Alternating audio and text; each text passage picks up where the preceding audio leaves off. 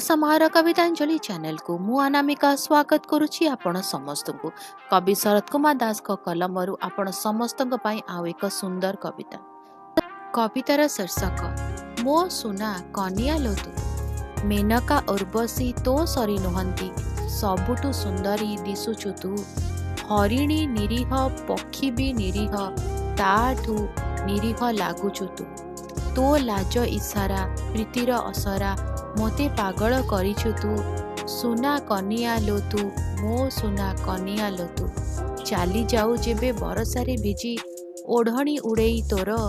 तो उछड़ा यौवन भिजा तनु तुठ, जाले दिए देह मोर। हाथ ठारी जेबे डाकू तो पाखकू, झुमी झुमी नाचे मु। सुना कनिया लो तू, मो सुना कनिया लो तू। कही जा तू थरे केबू तू आसीबू, मो सुना पालिंकी चढ़ी।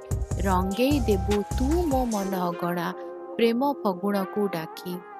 तो लक्ष्मीपाद आंकी मु बसीची, आ चालिया बेगे तू। सुना कनिया लो तू, मो सुना कनिया लो तू। कविताटी केमती लगिला? भल लगिला ना? जदि भल लगिला तो कौन करेंगे जानी?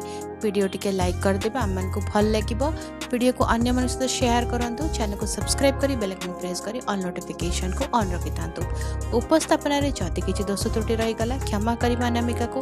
आसब आउ एक कविता सहित आसंता अध्याय। आज्ञा दियंतु।